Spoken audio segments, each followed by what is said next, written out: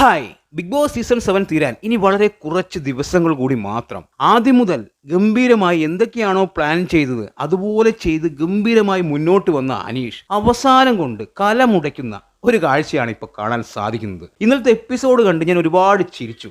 ഒരാളുടെ ഗംഭീര പെർഫോമൻസ് കണ്ട്, അഭിനയം കണ്ട്. ബിഗ് ബോസ് സീസണിലേക്ക് അനീഷ് ആദ്യം കാലെടുത്ത് വെക്കുന്നു, കോമണറായി വരുന്നു, എല്ലാവർക്കെതിരെയും അനാവശ്യമായിട്ടുള്ള കാര്യങ്ങളിൽ വഴക്കുണ്ടാക്കുന്നു, ഒരു കാര്യവുമില്ലാതെ വഴക്കുണ്ടാക്കുന്നു. ആ സമയങ്ങളിൽ അനാവശ്യമായ കോണ്ടന്റുകൾ ക്രിയേറ്റ് ചെയ്ത് മുന്നോട്ട് വന്ന ഒരു വ്യക്തിയാണ്. നല്ല ഹേറ്റേഴ്സും ഉണ്ടായിരുന്നു, അതുപോലെ കുറച്ച് ഫാൻസും ഉണ്ടായിരുന്നു. ആ ഒരു രീതിയിൽ തന്നെയാണ് പുള്ളി മുന്നോട്ട് പോയിക്കൊണ്ടിരുന്നത്. ഒരാളെയും അടുപ്പിക്കാതെ, ആര് സംസാരിച്ചാലും തിരിച്ച് മറുപടി കൊടുക്കാതെ അങ്ങോട്ടും ഇങ്ങോട്ടും നടക്കുന്നു. ചുമ്മാ എന്തെങ്കിലും പറഞ്ഞ് അവർ ഓപ്പോസിറ്റ് പറയുമ്പോൾ അതിന് മറുപടി കൊടുക്കാതെ അങ്ങ് നടക്കും. അതിനുശേഷം ലാലേട്ടൻ വന്ന് ഷാനവാസുമായിട്ട് കമ്പനി കൂടാൻ പറഞ്ഞു. അതായത് അനീഷിന്റെ ഹൃദയം തുറന്നു കൊടുക്കാൻ പറഞ്ഞു, ഫ്രണ്ട്ഷിപ്പിന് വേണ്ടി. അങ്ങനെ ആ ഫ്രണ്ട്ഷിപ്പ് അനീഷ് ജെനുവിനായി തന്നെ, അതായത് പ്രേക്ഷകരെ കാണിക്കുന്നതിന് വേണ്ടി ജെനുവിനായി തന്നെ കൊണ്ടുപോയി. ഇടയിലൂടെ ഷാനവാസിനിട്ടൊരു പണിയും പുള്ളി കൊടുക്കുന്നുണ്ടായിരുന്നു.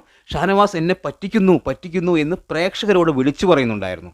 ഒരു കയ്യകലം മാറ്റിയേ അവനെ നിർത്താൻ പറ്റുകയുള്ളൂ എന്നുള്ള രീതിയിൽ ക്യാമറയ്ക്ക് മുന്നിൽ പോയി പുള്ളിയുടെ മനസ്സിലുള്ള കാര്യം തുറന്നു പറയുന്നു. പല പ്രേക്ഷകരും അനീഷിന്റെ ആ അഭിനയത്തിന് മുന്നിൽ വീണു. ഷാനവാസ് നെഗറ്റീവായി. അവിടെ അനീഷ് വിജയിച്ചു. ഷാനവാസിനെ നെഗറ്റീവാക്കാൻ പറ്റിയ ഒരു അവസരം പുള്ളി നന്നായി ഉപയോഗിച്ചു.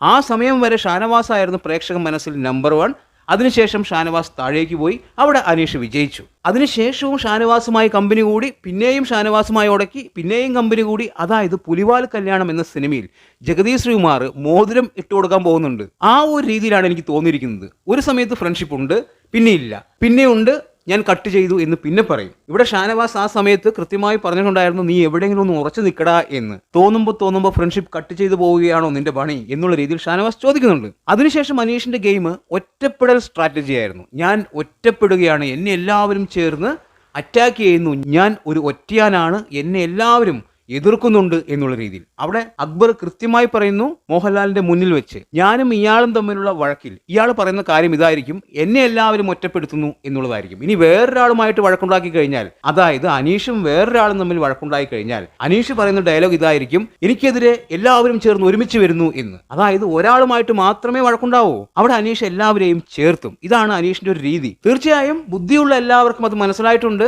ബിഗ് ബോസ് എന്താണ് എന്ന് അറിയാത്ത പല ആൾക്കാർക്കും അത് മനസ്സിലായിട്ടില്ല. അത് വേറെ കാര്യം. ശരി, അവിടെയും അനീഷ് വിജയിച്ചു. അതുകൊണ്ടാണ് അനീഷിന് ഇതുവരെ നല്ല രീതിയിൽ ഫാൻ ബേസ് ഉണ്ടായിരുന്നത്. അത് വിജയിച്ചതുകൊണ്ടാണ്. പക്ഷെ നമ്മൾക്ക് കൃത്യമായി അറിയാം അനീഷ് എന്താണ് ഉദ്ദേശിക്കുന്നത്.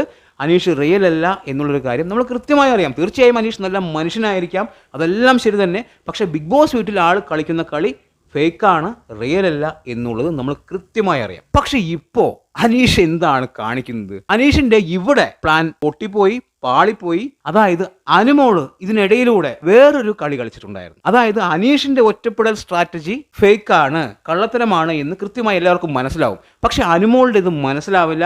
അത് റിയലായി സംഭവിക്കുന്ന കാര്യങ്ങളിലൂടെ ഉണ്ടാവുന്ന സംഭവമാണ്. അത് അനുമോൾ കൃത്യമായി ഉപയോഗിച്ചു എന്നുള്ളത് എടുത്തു പറയേണ്ട ഒരു കാര്യമാണ്.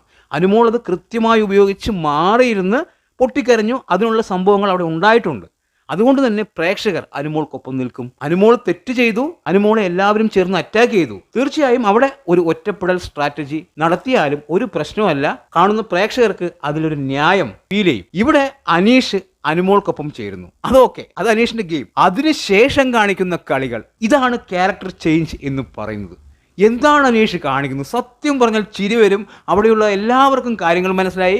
ഷാനവാസും ആദിലും നൂറയല്ല ആദ്യം പ്രണയ കോംബോ എന്ന് പറഞ്ഞ് കളിയാക്കുന്നുണ്ടായിരുന്നു. പിന്നീട് അനുമോൾ തന്നെ പറഞ്ഞു, ഇനി പ്രേക്ഷകർ പുറത്ത് തെറ്റിദ്ധരിക്കുവോ, എനിക്ക് അങ്ങനെയൊന്നുമില്ല, ഇത് തമാശയ്ക്ക് പറയുന്നതാണ് എന്നുള്ള രീതിയിൽ ആദിലയോടും നൂറയോടൊക്കെ സംസാരിക്കുന്നുണ്ട്. അതിനുശേഷം ഈ പറയുന്ന ഷാനവാസ്, ആദില, നൂറ ഇവരൊന്നും ഇവരുടെ കോംബോയെ പ്രണയ കോംബോ എന്ന് പറഞ്ഞിട്ടില്ല, സഹോദരി സഹോദരൻ എന്നുള്ള രീതിയിലാണ് സംസാരിച്ചിരിക്കുന്നത്. തീർച്ചയായും അവർക്ക് നല്ലൊരു കയ്യടി കൊടുക്കണം.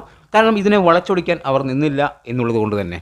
ഇന്നലത്തെ എപ്പിസോഡിൽ അനീഷ് എന്തൊക്കെയാണ് പറയുന്നത്? സത്യമായിട്ടും ഇങ്ങനെയും അനീഷ് അഭിനയിക്കുമോ? ആ ചെയറിലിരുന്ന് എന്നെ കൊന്നിട്ടേ അവളെ തൊടാൻ പറ്റുകയുള്ളൂ, ഞാൻ അങ്ങനെയാണ് ഇങ്ങനെയാണ്, യോ എൻ്റെ പൊന്നോ, അഭിനയിച്ച് തകർക്കുകയാണ്. ഇവിടെ അനീഷിന്റെ കള്ളത്തരങ്ങൾ പൊളിഞ്ഞു വീഴുകയാണ്. ഇതുവരെ അനീഷ് കളിച്ച കളിയെല്ലാം ഇപ്പോൾ അവസാനത്തേക്ക് അടുക്കുമ്പോൾ പൊളിഞ്ഞു വീഴുകയാണ്, തകർന്നു പോവുകയാണ്. ഇതുവരെ ഒറ്റയാനായി നിന്ന് ഒരാളെയും മൈൻഡ് ചെയ്യാതെ മുന്നോട്ട് പോയ അനീഷ് അനുമോളുടെ മുന്നിൽ എന്തൊക്കെയാണ് കാണിക്കുന്നത്? ഭക്ഷണം കൊണ്ട് കൊടുക്കുന്നു, തലയാണ വെച്ച് കൊടുക്കുന്നു. എന്ത് പറ്റി അനുമോളെ, എന്ത് പറ്റി, നിനക്ക് ഞാനുണ്ട് എന്നുള്ള തരത്തിൽ എന്തൊക്കെയാണ് കാണിച്ചുകൊണ്ടിരിക്കുന്നത്. സത്യമായിട്ടും ചിരി വരും. ഇതുവരെ അനീഷിന്റെ ഗെയിം ആർക്കും മനസ്സിലാവുന്നില്ലല്ലോ, ഈ പുള്ളി ജനങ്ങളെ പറ്റിക്കുന്നത് ആർക്കും മനസ്സിലാവുന്നില്ലല്ലോ എന്ന് ആലോചിച്ചായിരുന്നു എനിക്ക് സങ്കടം. ഇപ്പോ അതെല്ലാം മാറി, സത്യമായിട്ടും മാറി. കാരണം ഇത് കണ്ടു കഴിഞ്ഞാൽ എല്ലാവർക്കും മനസ്സിലാവും, അനീഷ് ഫാൻസ് ആയിട്ട് എല്ലാവർക്കും മനസ്സിലാവും അനീഷ് എന്താണ് എന്നുള്ളത്. അജിത് കുമാറിന്റെ സിനിമയിൽ പറയുന്നത് പോലെ എന്നെ താണ്ടി ആ ഒരു രീതിയിലാണ്, അതായത് എന്നെ കൊന്നിട്ടേ അവളെ തൊടാൻ പറ്റുകയുള്ളൂ എന്നുള്ള രീതിയിലാണ് ഈ പറഞ്ഞ അനീഷ് സംസാരിക്കുന്നത്. സത്യം പറഞ്ഞാൽ ചിരിച്ചു മരിക്കും. ഇന്നലത്തെ എപ്പിസോഡ് ഞാൻ മുഖം പൊത്തി എൻ്റെ വിരലിനിടയിലൂടെയാണ് ഞാൻ ടി വിയിൽ കണ്ടത്. സത്യമായിട്ടും ചിരി വന്നിട്ടാണ്. എന്തായാലും അനീഷിന്റെ ഗെയിം ഇപ്പോൾ തീരുമാനമായിട്ടുണ്ട്. വലിയ മുന്നേറ്റമായിരുന്നു, പക്ഷേ ഇപ്പോൾ താഴേക്ക് പോകുന്നു. അൺഒഫീഷ്യൽ പോളിലും അത് കാണാനുണ്ട്. എന്തായാലും പ്രേക്ഷകർ സത്യം മനസ്സിലാക്കുന്ന അവസാനമാവുമ്പോഴേക്കും ആരാണ് റിയൽ ആരാണ് ഫേക്ക് എന്ന്. അനുമോളെ ഞാൻ ആ വിഷയത്തിൽ കുറ്റം പറയില്ല. അനുമോൾ ഇപ്പോൾ ഒറ്റപ്പെടൽ സ്ട്രാറ്റജി നടത്തിയാലും വലിയ പ്രശ്നമൊന്നുമില്ല. അതിനുള്ള കാരണം അവിടെയുണ്ട്. തെറ്റ് അനുമോളുടെ ഭാഗത്താണെങ്കിലും അവിടെ ഒരു കാരണമുണ്ട്. പക്ഷെ അനീഷിന്റെ കേസ് അങ്ങനെയല്ല. അനീഷ് മുൻപ് ഒറ്റപ്പെടാൻ വേണ്ടി തന്നെ ശ്രമിച്ച ഒരു വ്യക്തിയാണ്. ആ ഒരു സംഭവമാണ് ഇപ്പോൾ തകർന്നു പോയിക്കൊണ്ടിരിക്കുന്നത്. ഇത്ര നാളും കളിച്ചതെല്ലാം അഭിനയമാണ് എന്നുള്ളത് തന്നെയാണ് ഇപ്പോൾ അനീഷ് ചെയ്യുന്ന പ്രവൃത്തിയിലൂടെ നമുക്ക് മനസ്സിലാക്കാൻ സാധിക്കുന്നത്. എന്താണ് നിങ്ങളുടെ അഭിപ്രായമെന്ന് കമൻറ്റ് ബോക്സിൽ കമൻറ്റ് ചെയ്യുക. വീഡിയോ ഇഷ്ടമായാൽ ചാനൽ സബ്സ്ക്രൈബ് ചെയ്യുക. പുതിയൊരു വീഡിയോയുമായി കാണുന്നത്. ബൈ.